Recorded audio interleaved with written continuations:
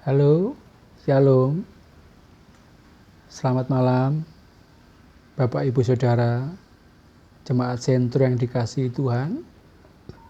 Apa kabar hari ini? Bagaimana puasanya? Puji Tuhan, saya bisa menyerukan puasa, tetapi secara fisik saya sendiri tidak berpuasa karena keadaan yang sedang saya alami.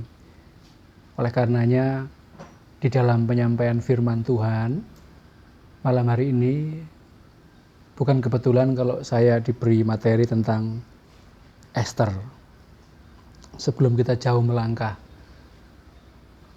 mempelajari firman Tuhan yang menjadi tema sore hari ini, mari sama-sama kita baca di dalam Esther pasal 4 ayat ke-16. Demikian bunyi firman Tuhan.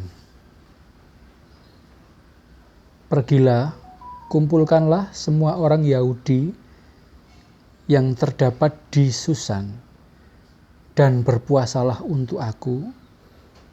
Janganlah makan dan janganlah minum 3 hari lamanya, baik waktu malam, baik waktu siang. Aku serta dayang-dayangku pun akan berpuasa demikian. Dan kemudian aku akan masuk menghadap raja, sungguh pun berlawanan dengan undang-undang. Kalau terpaksa aku mati, biarlah aku mati. Puji Tuhan, Ibu Bapak, kekasih-kekasih sentro sekalian, firman Tuhan ini sudah banyak dikotbahkan, bahkan menjadi topik dalam berbagai seminar tentang hal berpuasa. Oleh karenanya, malam hari ini saya mengaplikasikan firman Tuhan ini menjadi 3 bagian. Ya, karena waktu singkat, saya pun juga akan menyampaikan dengan singkat. Yang pertama adalah terminologi puasa. Ini penting Bapak Ibu, kekasih-kekasih sentro. Terminologi puasa, kenapa saya membahasakan terminologi? Karena saat-saat ini, ya bukan secara kebetulan, bahwa puasa raya kita bersamaan dengan puasa raya saudara kita dari seberang. Ini momen yang sangat luar biasa. Dan sebagian besar masyarakat Indonesia khususnya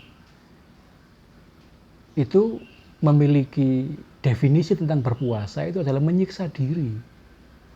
Tidak makan, tidak minum, lalu kalau sudah makan balas dendam. Seperti itu yang biasa terjadi. Makanya terminologi puasa di Alkitab itu banyak varian berpuasa. Ada 3 yang saya ambil tentang puasa yang sangat dahsyat. Itu yang pernah dilakukan oleh Musa di Keluaran. Itu 40 hari 40 malam dia berpuasa. Dan Elia 40 hari 40 malam dia berpuasa berjalan kaki. Dan Tuhan Yesus sendiri 40 hari 40 malam dia berpuasa, tidak makan, tidak minum. Itu puasa yang supranatural dan sangat fenomenal. Dan kalau hari-hari ini ada orang yang mengaku pernah berpuasa seperti itu, saya kok rasanya nggak terlalu yakin bahwa itu benar-benar puasa yang dia lakukan seperti itu. Atau mungkin menggunakan kuasa-kuasa yang bukan dari kuasa Tuhan. Dan ada satu lagi puasa yang sangat fenomenal, yaitu puasa Esther ini. Di samping ada banyak puasa-puasa yang lain. Nah, Esther ini di terminologi puasa, ini puasa yang sangat radikal. Dan puasa yang benar-benar diperhitungkan oleh Tuhan. Memang di zaman Perjanjian Baru, Yesus menyampaikan kepada murid-muridnya bahwa jika kamu berpuasa, jangan seperti orang yang berpuasa pada umumnya. Jangan raut mukamu muram, minyaki kepalamu, jadi supaya orang tidak tahu bahwa kamu sedang berpuasa. Nah, saya berharap terminologi ini bisa ditangkap dengan baik oleh umat Tuhan, khususnya jemaat sentro. Nah, yang kedua, setelah terminologi tadi, kepada yang kedua adalah opposite atau melawan arus. Jadi puasa Ester ini adalah puasa yang melawan arus, yang melawan hukum, yang melawan ketetapan-ketetapan, mematahkan teori nomenklatur atau undang-undang, hukum-hukum yang sudah tertulis dalam perundang-undangan kerajaan di Babel waktu itu, di zaman Raja Ahasweros. Ini puasa yang radikal, yang nggak main-main ini, Bapak Ibu Saudara dikasih dalam Tuhan. Jadi Ester ini berani melakukan hal yang tidak pada umumnya, yang tidak biasa.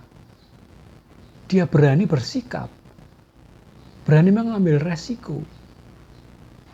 Padahal sudah jelas-jelas undang-undang tertulis, kalau toh aku harus mati karena aku menghadap raja, karena aku tidak dikehendaki oleh raja. Itu bahasa sehari-harinya. Ester rela mati. Ini yang menarik Bapak Ibu.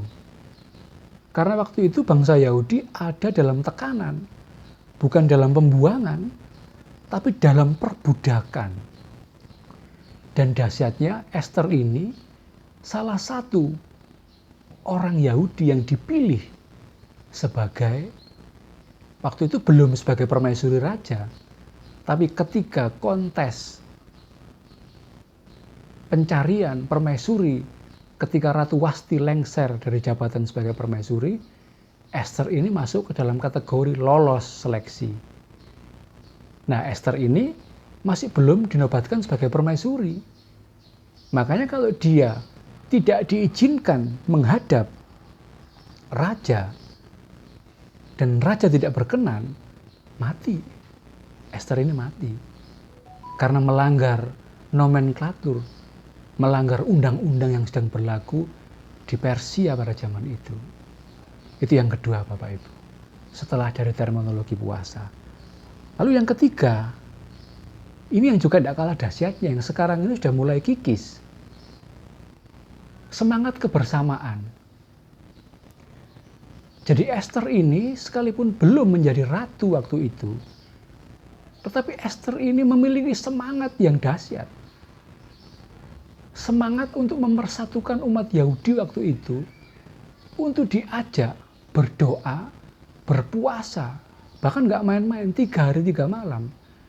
Nggak makan, nggak minum. Umat Yahudi diajak, Ester menyerukan, berpuasalah, bahkan dia juga mengajak dayang-dayangnya untuk berpuasa. Agar ketika Ester menghadap Raja Ahasweros, itu Ester mendapat perkenanannya. Nah, ini yang menarik Bapak Ibu. Semangat kebersamaan. Dan dahsyatnya, orang Yahudi waktu itu dengan sepenuh hati memberikan dukungan kepada Ester. Nggak pakai babi bu, mereka berpuasa. Memberikan dukungan all out kepada Ester. Singkat cerita, akhirnya Ester dengan segala keberadaannya, dia menghadap Raja Ahasweros, dan Raja Ahasweros mengangkat tongkatnya sebagai tanda Ahasweros berkenan Ester menghadap. Ini luar biasa Bapak Ibu. Kemenangan didapat ketika kita melakukan pergerakan secara korporat.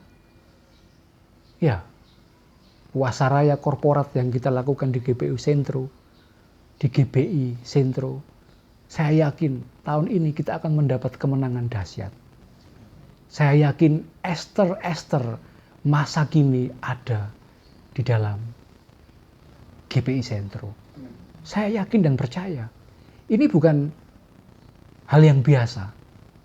Dan semalam saya bergumul, saya mohon Tuhan berikan hikmat-Mu kepada hamba-Mu. Saya bukan siapa-siapa.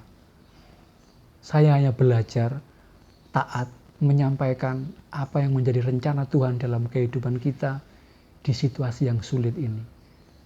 Jadi semangat kebersamaan yang sudah dilakukan oleh Esther. Mari, ibu, bapak, saudara yang terkasih dalam Tuhan, ayo. Waktunya nggak lama, waktunya nggak panjang. Ayo, kita pertajam. Kita bangun kembali. Kita rajut kembali semangat kebersamaan. Ambil bagian kita. Yang kuat puasa, tahan nggak makan, nggak minum, silakan. Yang nggak kuat bukan berarti saya nggak bisa puasa terus saya ngomong yang nggak kuat, nggak juga. Tapi puasa itu kembali kepada terminologinya macam-macam. Puasa Daniel 10 hari hanya makan sayur. Puasa Ayub 7 hari nggak ngomong. Puasa Daud 1 hari 1 malam dia nggak makan nggak minum, rebah di lantai dan lain sebagainya dan lain sebagainya. Dan yang paling penting adalah puasa hati, puasa sikap. Puasa bagaimana kita bersikap sebagai anak-anak Tuhan yang representatif dari kehadiran kerajaan Allah dalam hidup kita. Itu esensi puasa yang sebenarnya menjadi pelajaran yang sangat penting bagi umat Tuhan hari-hari ini. Situasi tidak semakin mudah, situasi pandemi tetap berjalan, bencana di mana-mana, kecelakaan di mana-mana, ekonomi tidak karu-karuan, dan banyak hal. Dan saya yakin Bapak Ibu terkasih semuanya tahu dan mengerti situasi ini. Oleh karenanya, akhir dari apa yang saya sampaikan sebagai konklusi, dari apa yang saya sampaikan dari 3 poin tadi, mari Bapak Ibu kekasih Tuhan, kita berdiri bagi bangsa ini. Kita harus berani melawan arus. Bukan berarti melawan arus kita ini menjadi pemberontak, menjadi pembelot, menjadi orang-orang yang tidak sepakat dengan kebijakan pemerintah. Enggak. Karena filosofi, pernah saya baca, bahwa ikan hidup itu dia pasti akan bergerak melawan arus. Karena di tempat dia melawan arus, di sanalah dia bisa makan banyak makanan. Kalau dia ikut arus, sudah habis makanannya. Hanya ikan mati yang ikut arus. Ayo, jangan mati rohani. Hidupkan rohani kita semuanya. Saya secara fisik lemah, tapi secara roh, puji Tuhan, sampai hari ini, semangat saya masih menyala-nyala dalam Tuhan. Dan saya berharap kekasih-kekasih Tuhan juga masih memiliki semangat yang sama. Mari kita menyala-nyala dalam semangat standing in the gap. Kita berdiri di celah-celah yang sulit sekalipun. Kita berdiri bagi bangsa ini. Kita meraung berdoa bagi bangsa ini. Agar Tuhan segera memulihkan keadaan bangsa ini. Terima kasih Bapak Ibu, kekasih-kekasih Tuhan. Mari saya ajak kita semua untuk menutup sesi sharing sore hari ini dalam doa. Kita akan berdoa bersyafaat, mendoakan para pemimpin, situasi bangsa, dan segala hal yang terjadi. Biarlah kehendak Tuhan saja yang terjadi. Mari kita berdoa. Bapa, di dalam nama Tuhan Yesus Kristus, terima kasih buat hikmat yang Engkau beri. Kami hanya manusia biasa yang terbatas dalam keterbatasan kami dalam tubuh jasmani kami. Tetapi kami selalu percaya dan kami yakin bahwa kami punya Engkau yang tidak terbatas oleh keadaan kami. Kami percaya doa kami, doa korporat, doa sepakat kami adalah doa yang radikal, yang doa yang sanggup menembus segala benteng-benteng. Kekuatan apapun kami percaya ketika Engkau mendengar doa kami, maka Engkau yang meruntuhkan benteng-benteng penghalang itu. Kami mengangkat hati kami, mengangkat suara kami, berdoa untuk para pemimpin kami, dari pusat sampai dengan daerah. jajaran eksekutif, legislatif, yudikatif, bahkan aparatur sipil negara, ASN, dan semuanya Tuhan, tolong jamah, nyatakan kuasa kemuliaan-Mu, berikan mereka roh takut akan Engkau, agar dalam menjalankan roda kepemerintahan Indonesia ini, mereka menjalankan dalam takut akan Engkau, dan kesejahteraan sosial bagi seluruh rakyat Indonesia boleh terjadi.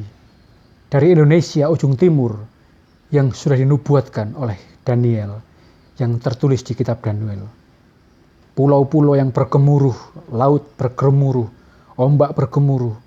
Indonesia, itulah Indonesia yang sudah dinubuatkan oleh Daniel. Dan kami percaya dari Indonesia, dari ujung timur ini mengalir ke ujung barat, mengalir ke ujung utara, ke ujung selatan, sehingga seluruh bumi dipenuhi oleh kemuliaan-Mu. Indonesia bagi kemuliaan-Mu. GPI Sentro, jemaat GPI Sentro bagi kemuliaan-Mu. Terpujilah nama-Mu Bapa di surga. Kami percaya Engkau mendengar seruan doa kami. Dan Engkau hadir bersama-sama kami, menyertai setiap langkah, setiap aktivitas, segala hal yang kami kerjakan. Nama Tuhan Yesus yang dipermuliakan dalam kehidupan kami. Terpujilah nama-Mu Bapa di surga. Di dalam nama Tuhan Yesus Kristus, kami berdoa mengucap syukur. Amin. Terima kasih Bapak Ibu kekasih-kekasih Tuhan. Selamat berpuasa dan selamat bertemu kembali di 15 menit ke depan bersama GPI Sentro. Tetap semangat, Tuhan beserta kita. Amin.